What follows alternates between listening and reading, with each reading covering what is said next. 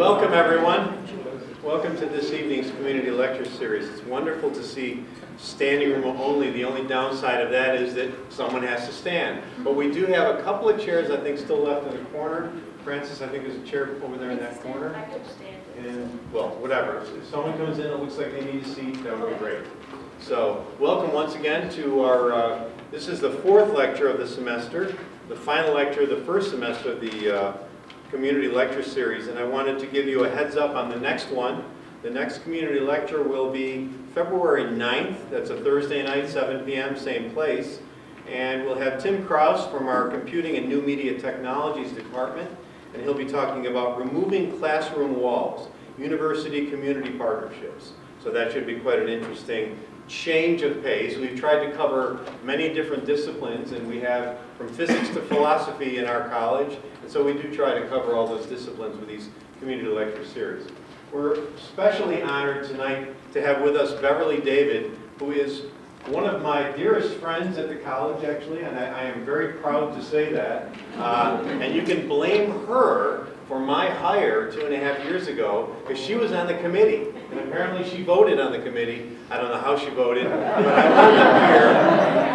I wound up here, and partially because of some things that she said to me when she dropped me off at the to the cab to the airport. She said some things to me about this university which were, to say the least, laudatory and made me feel as though this could very well be a wonderful place to work.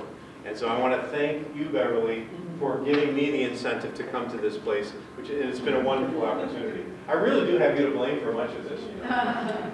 Beverley was born in Guyana and educated in Guyana, Canada, and the United States. She earned her BA degree in French and Spanish from the University of Guyana and an MA in French from the University of British Columbia.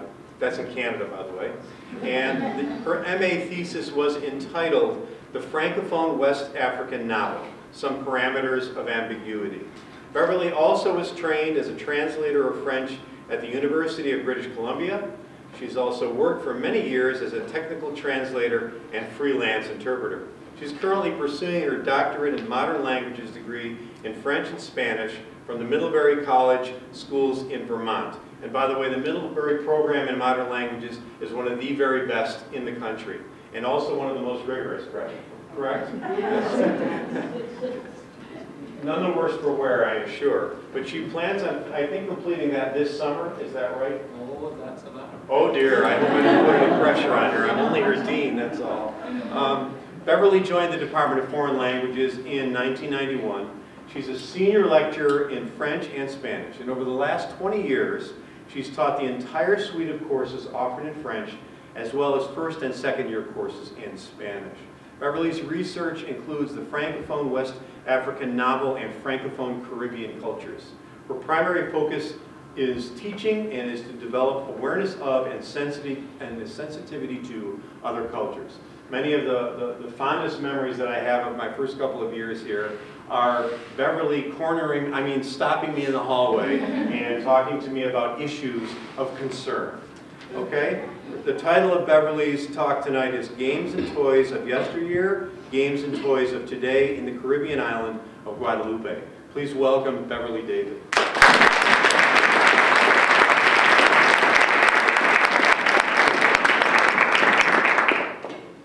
Thank you for coming. And before I start my presentation, I have just something to say.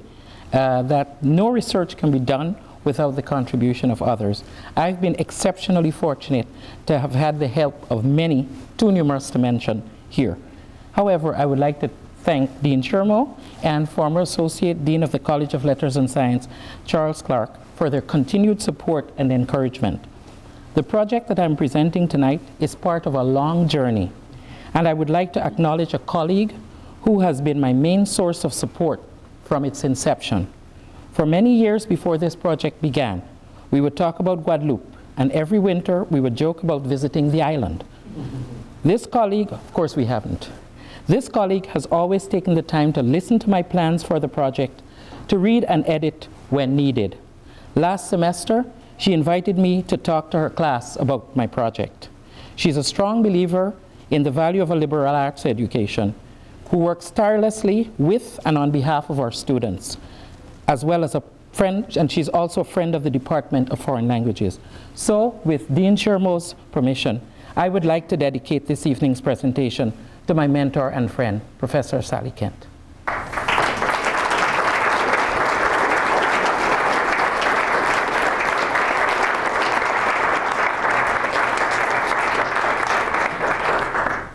Okay, now, Guadeloupe, where is that? I'm not sure that I know. The pronunciation makes all the difference. Guadeloupe is Spanish, and it stands for Isla Guadalupe, which is not the same as Guadeloupe, which is La Guadeloupe, which is French. So the pronunciation, as I always tell my students, makes all the difference. So which one are we talking about tonight? The French one. Okay. Guadeloupe is way across in the 150 miles west of the Baja California, that little piece that comes off to the west of Mexico. It's the furthest point west of Mexico in the brown. And Guadeloupe is all the way in the Caribbean, okay? You probably can't see it very well, but then we have the inset which shows you Guadeloupe here, okay? It's part of the Lesser Antilles, the Greater Antilles being Cuba, Jamaica, Haiti, and Dominican Republic and Puerto Rico. Those are the larger Antilles, and Guadeloupe is part of the Lesser Antilles, part of this arc that goes from South Florida all the way down to the northern coast of South America. So Guadeloupe is here, and not all the way over there. If you didn't know this before you came,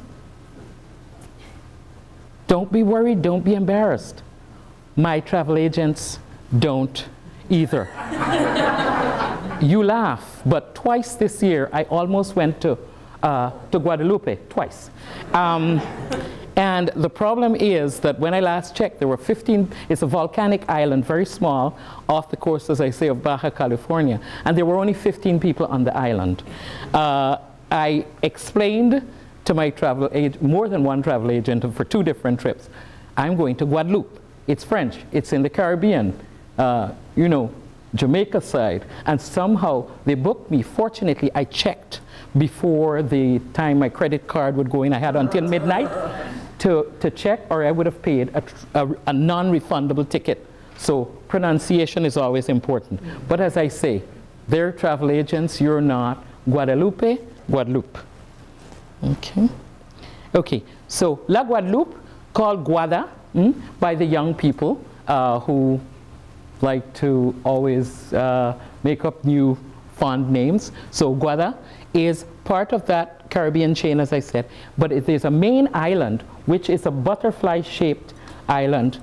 You probably couldn't see it very well, but this is the shape of the main island. So this is La Guadeloupe proper. But it also has a few islands that they call dépendance, which are sort of associated islands, the opposite of independent, they're dépendance. And their Basse-Terre is the Grande-Terre is one half, Basse-Terre is the other half, and then we have La Désirade, which is hidden here, but it's somewhere here, okay, and Marie-Galante is down here, and Les Saintes is all the way there. Basse-Terre, which is the western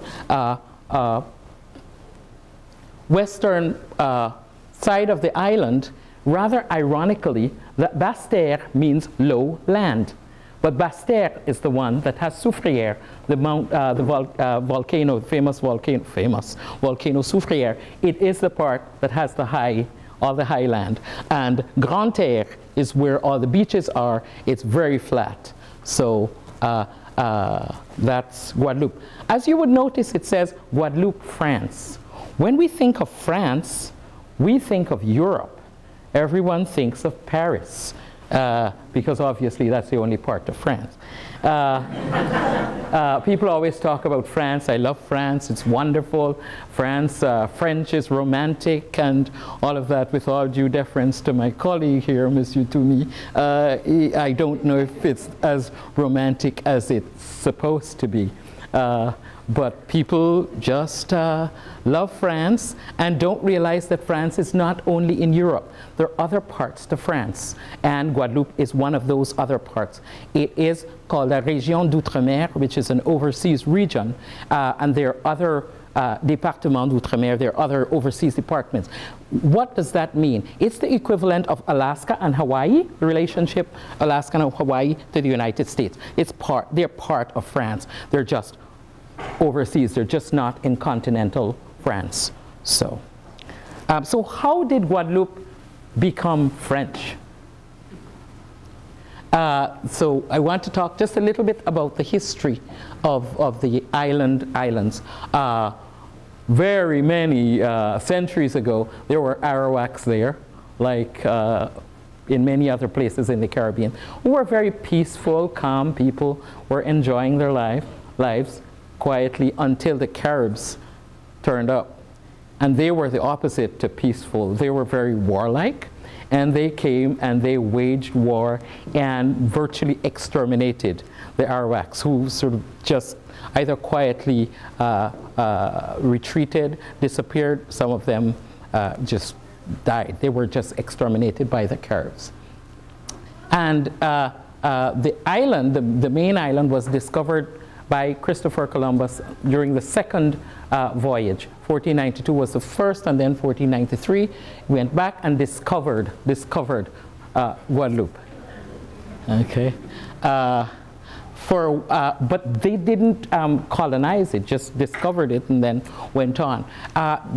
So the island went back and forth between the British and the French for a long time, until finally in 1674 settled in French hands. At that time, sugar was becoming very popular and sort of desired all over the world. And so the French, like all the other colonial powers, got into the fray, like the British and the Spaniards, and got these islands involved in sugarcane. In order to man the sugarcane plantations, they had to get people from somewhere. So they decided to go to Africa and bring slaves. Massive importation of slaves from sub-Saharan Africa, not North Africa. Okay, so the lower portion. Some people, unpolitically correct, like I am, would say Black Africa, the sub-Saharan section. Okay, and so the slaves came and worked on the plantations, contributing to the wealth of the slave masters, and that was just part of what colonization was about. I'm no historian, so with all due deference to my colleague here, feel free, if I'm saying anything that's untrue, to correct me. Okay. So slavery went on for a long time, just giving a real telescope view of all this, just to give a background for you to understand my study. Then came abolition. Guadeloupe is one of the countries that has a dubious distinction of having had slavery abolished twice. Normally it's abolished once, but no, not. Guadeloupe is a very special place, as you're probably gathering by now. So it was abolished in, oh, I put 1974, no, it's 1794. I knew there must be some, I checked it a million times, but yeah. Yes, it was 1794, not that recently. Okay, and so during the French Revolution, it was abolished.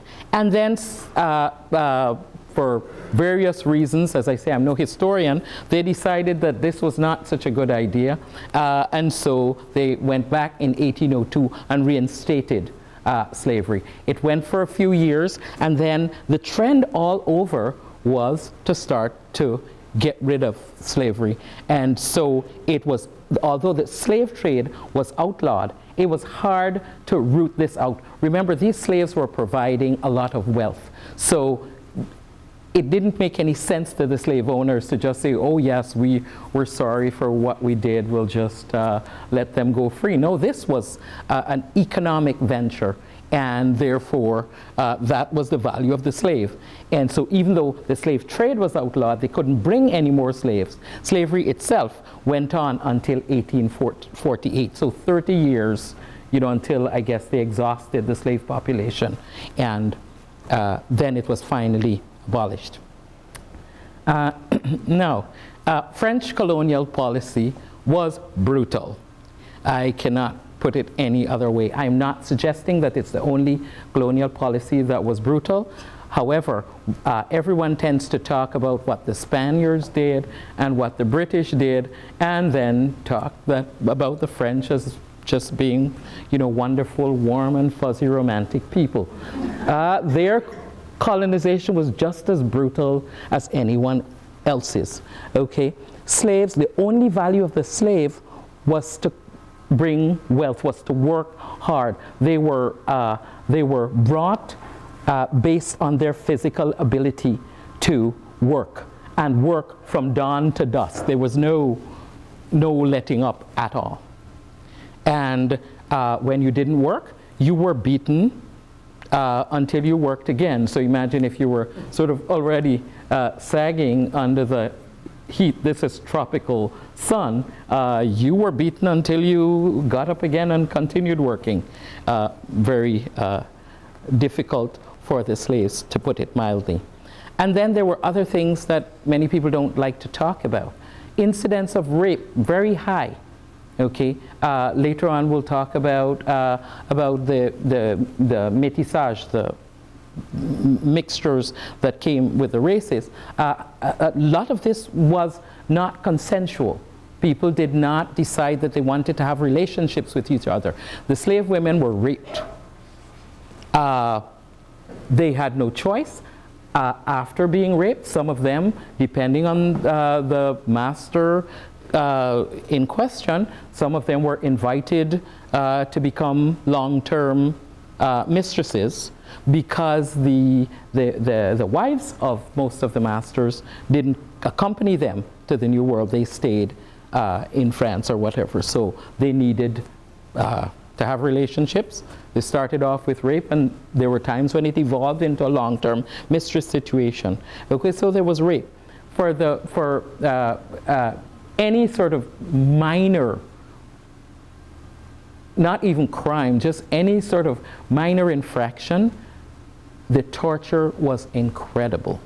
Okay, your ear could be arbitrarily cut off. Your tongue could be cut out. I mean, that's just the reality of what it was. It was brutal. Okay, so mutilation, among other forms of torture, which we will not necessarily go into.